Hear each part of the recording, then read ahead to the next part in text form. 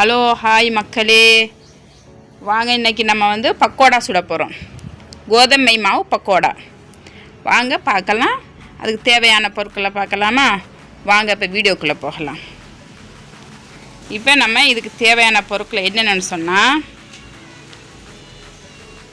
இப்போ வந்து நம்ம வந்து இதுக்கு மாவு, முட்டை, ஈஸ்ட் எடுத்துருக்கிறோம். இப்போ இதெல்லாம் வந்து எல்லாம் மிக்ஸ் பண்ணிக்கொள்ளலாம். முதல்ல வந்து கொஞ்சம் வெதுவெதுப்பான தண்ணி எடுத்துக்கொள்ளணும். சும்மா லைட்டான சூடான தண்ணி.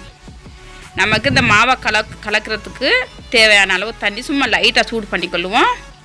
அதுக்கு பிறகு ஈஸ்ட்டு நம்ம வந்து ஈஸ்ட்டு வந்து 1.5 கரண்டி போட்டுக்கொள்ளணும். ஈஸ்ட்டு 1.5 கரண்டி ஈஸ்ட்டு போட்டிக்கிறேன். 1/4 கிலோ மாவு, கோதுமை மாவு வந்து 1/4 கிலோ. 1/4 கிலோ மாவுக்கு 1.5 கரண்டி வந்து நம்ம ஈஸ்ட்டு போட்டுக்கலாம்.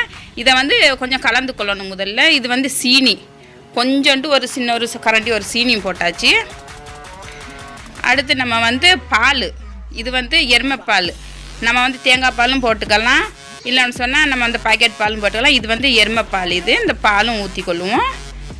பாலையும் போட்டாச்சு. இப்போ வந்து நம்ம முட்டையும் போட்டுக்கொள்ளணும். இதெல்லாம் நல்லா கலந்து கொள்வோம். முதல்ல இப்போ வந்து 2 முட்டையை அடித்து ஊற்றிக்கொள்ளணும்.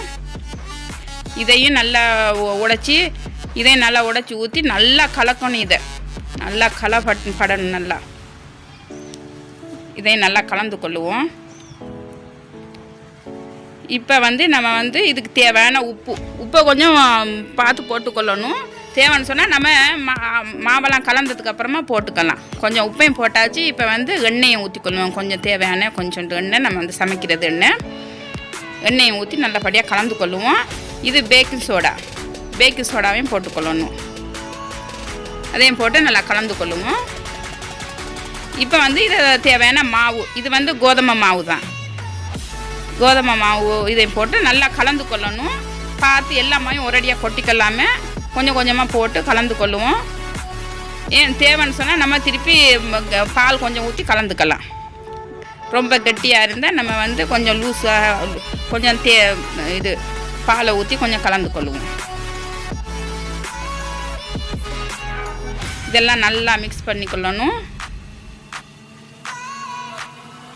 கட்டி இல்லாமல் நல்லா மிக்ஸ் பண்ணிக்கொள்ளுவோம். இதை கொஞ்சம் நேரம் அப்படியே இருக்கட்டும். ஒரு 10-15 நிமிஷம் அப்படியே பக்கத்தில் இருக்கட்டும். இப்போ நம்ம அதுக்கு தேவையான இது பச்சை மிளகாய் கட் பண்ணி கொள்ளுவோம். சின்ன சின்ன துண்டாக நம்ம வந்து அதெல்லாம் நறுக்கி கொள்ளணும். எல்லா மிளகாய் எல்லாத்தையும் நல்லா நறுக்கி கொள்ளுவோம். அதுக்கப்புறமா இதெல்லாம் நறுக்கி நல்லபடியாக போட்டு சின்ன சின்ன சின்ன சின்ன துண்டாக நம்ம வந்து வெட்டி போட்டிக்கொள்ளணும். இப்போ நம்ம வந்து தேவையான வெங்காயம் கொஞ்சம் அதிகமாக தான் எடுத்திருக்கிறேன். வெங்காயத்தையும் சின்ன சின்ன துண்டை அப்படியே நறுக்கி அதில் போட்டு எல்லாத்தையும் மிக்ஸ் பண்ணிக்கொள்ளலாம். வெங்காயத்தையும் வெட்டியாச்சு. இதை சின்ன சின்னதாக அரிஞ்சு கொள்ளுவோம்.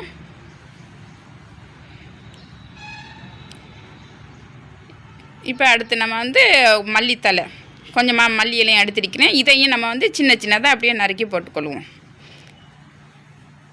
இதில் வந்து கருவேப்பிலையும் போட்டுக்கலாம். கருவேப்பிலை இல்லை, நான் போடலை கருவேப்பிலை. நீங்கள் கருவேப்பிலையும் போட்டுக்கொள்ளுங்க.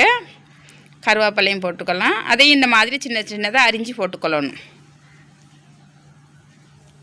இதையும் அரிஞ்சாச்சு. இப்போ வந்து நம்ம இஞ்சியும் எடுத்திருக்கிறேன். சின்ன ஒரு துண்டு இஞ்சி, அதையும் சின்ன சின்னதாக கட் பண்ணிக்கொள்ளுவோம். அந்த இஞ்சியை கட் பண்ணி சின்னதாக வேணும்னு சொன்னால் நீங்கள் இஞ்சியை வந்து தட்டி போட்டுக்கலாம். தட்டி நம்ம வந்து ஒரு அரைச்சி போட்டுக்கலாம். இல்லை சொன்னால் சும்மா தட்டி போட்டால் தான் நல்லா இருக்கும். அரைச்சி போடுறத விட நம்ம சும்மா தட்டி போட்டால் நல்லா இருக்கும். நான் வந்து இதை வந்து அப்படியே அரிஞ்சு போட்டிருக்கிறேன்.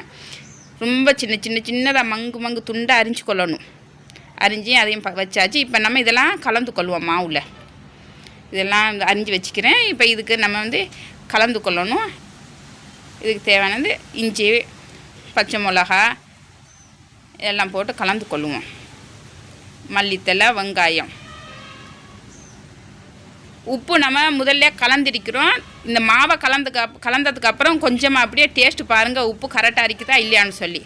இல்லைன்னு சொன்னால் நம்ம வந்து உப்பு திருப்பி கொஞ்சமாக போட்டுக்கலாம். இது வந்து இது அஜ்வாயின். இது வந்து கொஞ்சமாக திருப்பி மறுபடியும் உப்பு போட்டிருக்கிறேன். கொஞ்சமாக கரம் மசாலாவும் போட்டிருக்கிறேன்.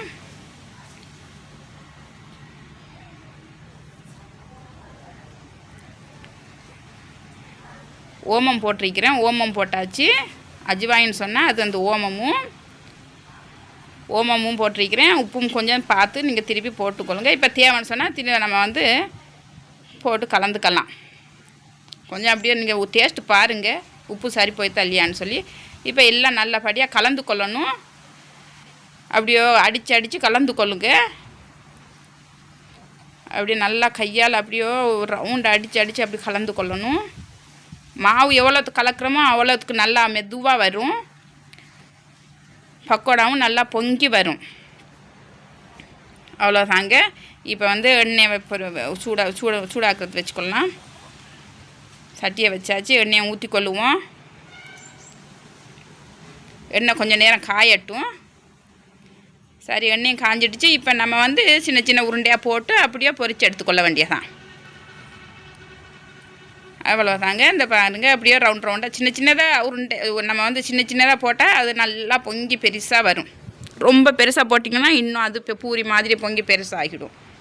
கரெக்டான சைஸாக பார்த்து போட்டுக்கொள்ளணும். அப்படியே இருக்கிறது எல்லாத்தையும் அப்படியே பொரித்து எடுத்துக்கொள்ளுவோம். பாருங்கங்க, நல்லா கலர் சேஞ்ச் ஆகிட்டு கோல்டன் கலரில் வந்துட்டுச்சு இல்லையா? இந்த கலரில் வந்தால் போதும், எடுத்துக்கலாம். இதே மாதிரியே எல்லாத்தையும் அப்படியே பொரித்து எடுத்துக்கொள்ளுவோம். இதையும் எல்லாத்தையும் அப்படியே நல்லா எண்ணெய் வடியட்டும் கொஞ்சம் நேரம். அவ்வளவுதான். திருப்பி அதையும் போட்டுக்கொள்வோம். அந்த எல்லா மாவையும் அப்படியே போட்டு எல்லாத்தையும் நல்லபடியாக பொரித்து எடுத்துக்கொள்வோம்.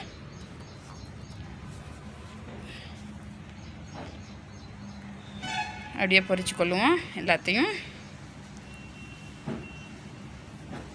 அப்படியே ஒன்றா போட்டு நிதானமாக போட்டு எல்லாத்தையும் எடுத்துக்கொள்ளணும். அவ்வளோதான். பாருங்கள், எதுவும் பொரிப்பட்டுடுச்சு. அது கரண்டியால் அப்படியே நம்ம வந்து திருப்பி இருக்கணும். இல்லைன்னு சொன்னால் ஒரு பக்கம் வந்து கலர் சேஞ்ச் ஆகிரும், இன்னொரு பக்கம் வந்து வெள்ளையாக அரிக்கும். எல்லாம் ஒரே கலரில் வர மாதிரி நம்ம வந்து எல்லாத்தையும் அப்படியே ரவுண்டாக போட்டு பொரித்து எடுத்துக்கொள்ளணும். அப்படியோ திருப்பிட்டே இருந்தால் எல்லாம் ஒரே மாதிரியே பொரிப்படும். இதையும் வடிச்சிக்கலாம். நல்லா எண்ணெய் வடியணும். அப்படியே எண்ணெயோட போடாமல் உள்ளே எண்ணெயே இருக்க அந்த மாதிரி செஞ்சு பாருங்களுக்கு. உள்ளே வந்து அந்த இது இது எண்ணெய் குடிக்காது.